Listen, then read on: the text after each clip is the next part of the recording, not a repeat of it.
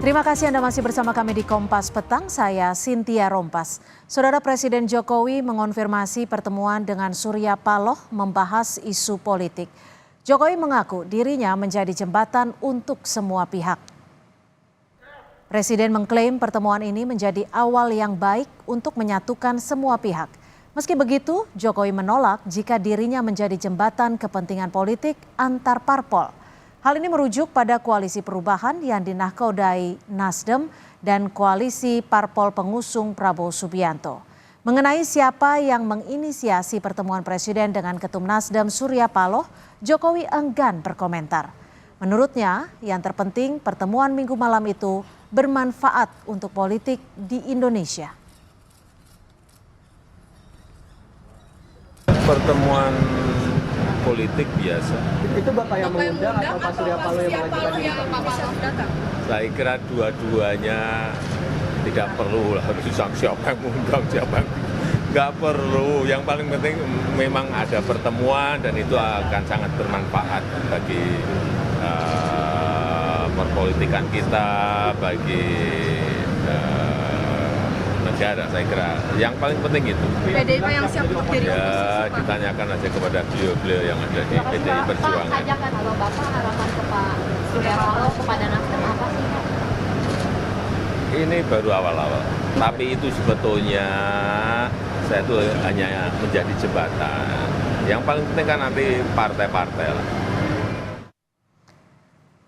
Menanggapi pertemuan Surya Paloh dengan Presiden Jokowi, Wakil Ketua Umum Partai Nasdem Ahmad Ali menekankan pertemuan tersebut tidak terkait dengan langkah politik Nasdem pada pemerintahan berikutnya. Kami kutip dari Kompas.com, Ahmad Ali mengatakan Pak Surya sangat paham etika bahwa hari ini proses KPU belum selesai sehingga tidak mungkin akan melakukan pembicaraan-pembicaraan yang kemudian melanggar komitmen demokrasi sendiri. Jadi saya meyakini betul bahwa pembicaraan tadi itu hanya sebatas pada pemerintahan 2019-2024. Ali juga menekankan bicara tentang pemerintahan 2024, saya pikir Pak Surya bukan ketemu Pak Jokowi, tapi ketemu Pak Prabowo. Koordinator Staf Khusus Presiden Ari Dwi Payana bilang pertemuan Surya Paloh semalam dengan Presiden Jokowi sebagai tindak lanjut permohonan Surya Paloh untuk menghadap Presiden. Sebagai tanggapan atas permohonan tersebut, Bapak Presiden mengalokasikan waktu untuk menerima Bapak Surya Paloh. Malam hari tadi di Istana Merdeka, kata Koordinator Staf Sus Presiden Ari Dwi Payana melalui pesan pendek kepada Kompas TV. Wakil Ketua Umum Partai Hanura Beni Ramdhani memberi komentar soal pertemuan Presiden Jokowi dengan Ketua Umum Partai Nasdem Surya Paloh. Beni menyebut dirinya tidak pernah meragukan idealisme dan konsistensi Surya Paloh. Kita belum tahu ya apa hasil pertemuan itu, ya harapannya tentu itu pertemuan biasa-biasa aja lah. Kita nggak perlu ragukan ya idealisme Pak Surya Paloh yang selama ini juga menyampaikan sikap-sikap yang anti ya, untuk berkompromi dengan segala bentuk kejahatan terhadap demokrasi. Jadi itu pertemuan yang tidak perlu dicurigai dan kita berprasangka baik dan kita tidak pernah meragukan idealisme ya, Pak Surya Paloh. Benarkah pertemuan Jokowi dengan Surya Paloh bukan hanya soal peluang koalisi dan oposisi, tapi sebuah sinyal Jokowi ingin bergerak cepat untuk memetakan siapa saja yang masuk pemerintahan mendatang. Untuk membahas hal ini kami sudah terhubung dengan beberapa narasumber sore hari ini. Sudah ada dari juru bicara Timnas Amin Muhammad Iqbal, tim ahli utama KSP Pak Yohanes Joko dan juga pengamat politik Ikrar Nusa Bakti. Selamat sore Bapak-bapak, terima kasih sudah bergabung bersama kami. Selamat sore Mbak Cynthia, Mas Iqbal, sama Prof. Ikrar. Ya, saya ke Pak Iqbal terlebih dahulu. Pak Iqbal, ini kan penghitungan suara belum selesai ya, masih terus berproses.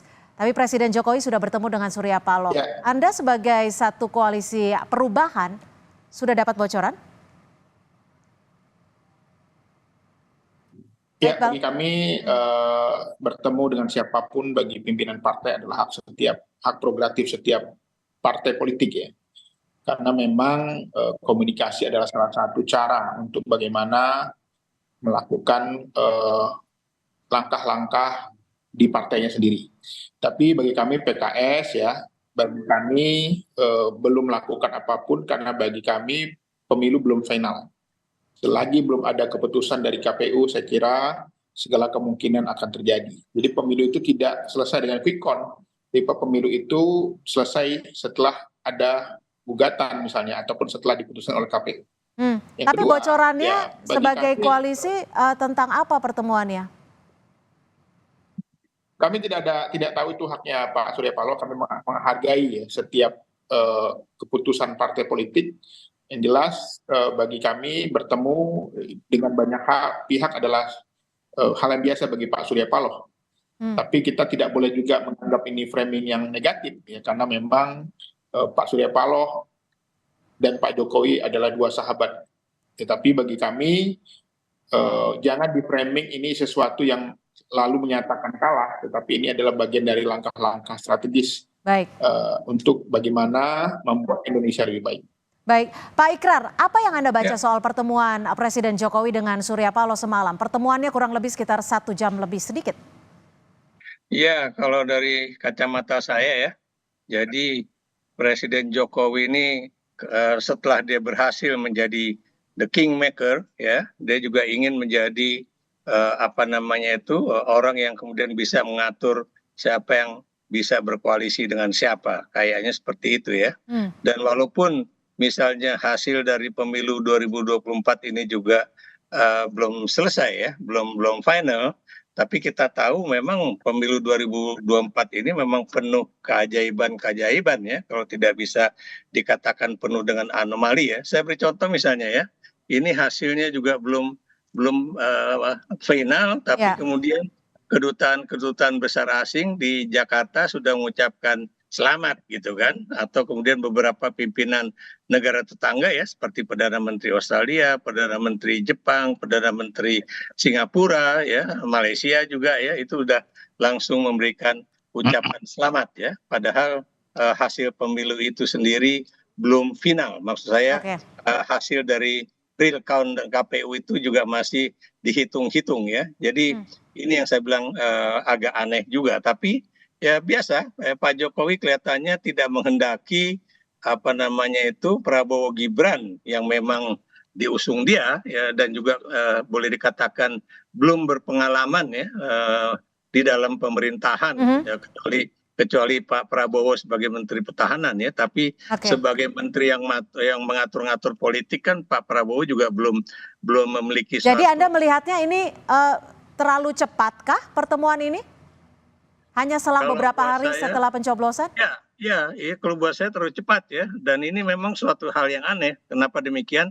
Kenapa kemudian Presiden Jokowi yang akan mengatur-ngatur koalisi yang akan datang gitu kan? Kenapa bukan Prabowo Gibran yang sudah mulai mendekati kawan dan juga lawan politiknya yang akan ditawari untuk masuk ke dalam kabinet begitu kan? Karena saya melihat terus terang Pak Jokowi ini sangat anti oposisi, dan karena itu politik appeasement atau politik itu akomodatif itu sedang dijalankan, padahal lagi-lagi itu bukan eranya dia lagi begitu kan. Harusnya itu biarkan Prabowo Gibran itu kemudian untuk memiliki independensi begitu. Oke, Pak Yohanes, disebut anti oposisi. Ini sebenarnya pertemuan Presiden Jokowi dan Surya Paloh ini memang sudah direncanakan sejak lamakah atau memang mendadakkah? Karena hanya selang beberapa hari saja sejak tanggal 14 Februari.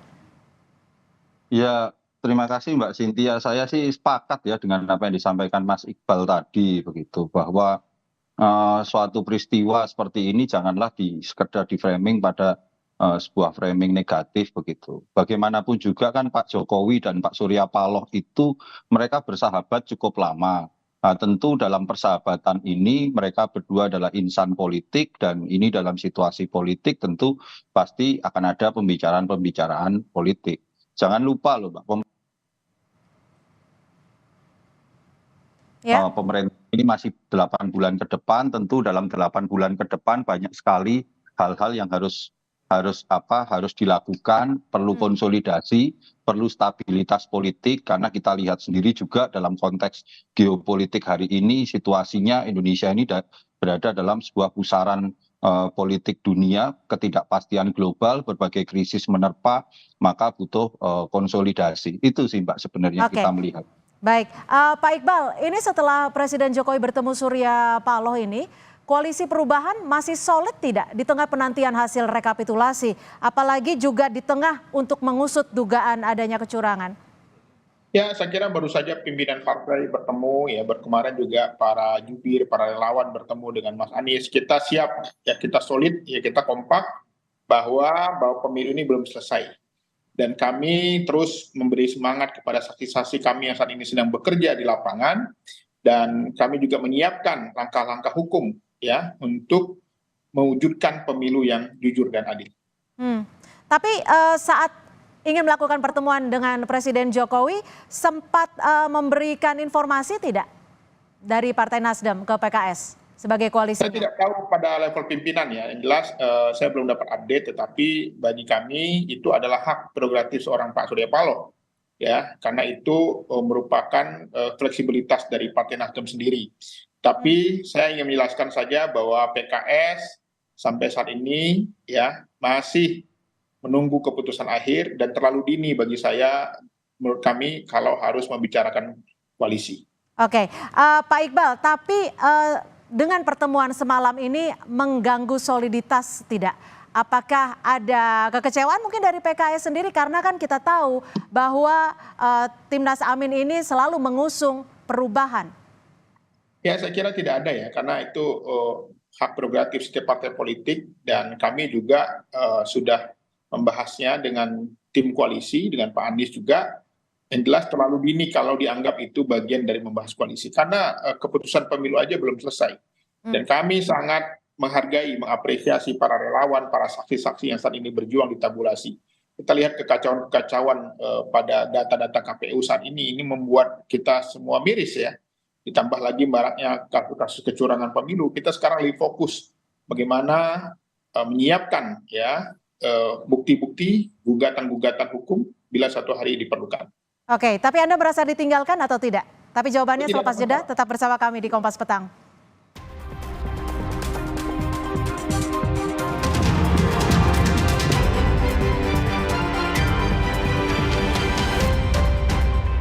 Masih di Kompas Petang bersama saya Cynthia Rompas. Saudara calon wakil presiden yang juga wali kota Solo Gibran Raka Buming Raka berharap ada pertemuan antar ketua umum parpol pasca pemilu.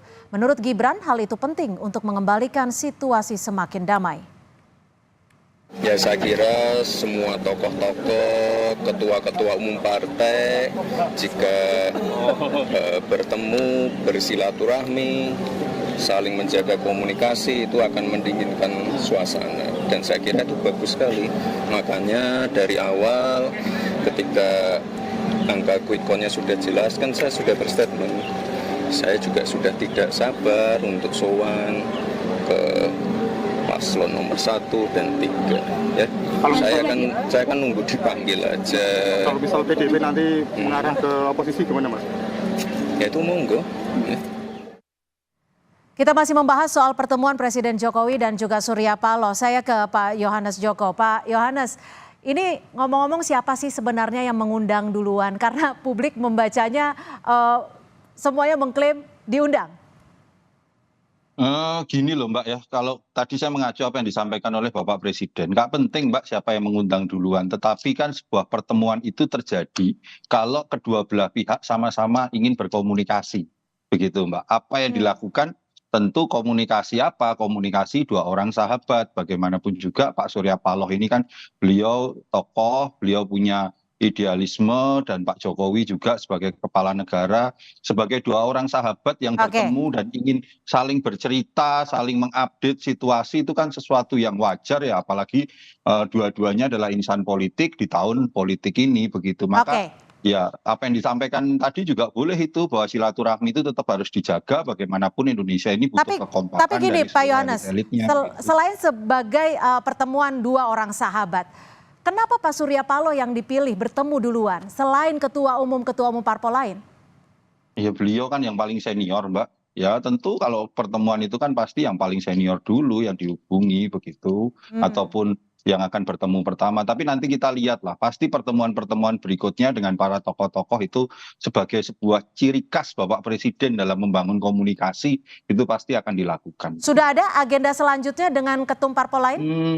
Kami belum terupdate, Mbak, tetapi melihat situasi yang kita butuh konsolidasi seluruh elemen anak bangsa dalam menghadapi pusaran global hari ini, itu pasti akan dilakukan oleh Bapak Presiden.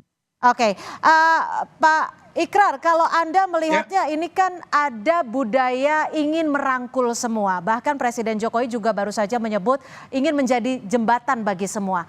Menurut Anda, di iklim demokrasi, sehat atau tidak? Ya, Bu, yang jelas Pak Jokowi itu bukan cuma ingin merangkul semua ya, tapi yang paling penting buat dia adalah mencegah agar partai-partai yang boleh dikatakan menjadi petanding di dalam pemilu ini jangan sampai kemudian menjadi oposisi. Kayak saya melihatnya seperti itu. Atau paling tidak dia juga kemudian juga sedang membangun kekuatan baru dia ya, walaupun dia tidak lagi bisa menjadi Presiden Republik Indonesia ya, tapi dia juga ingin aman.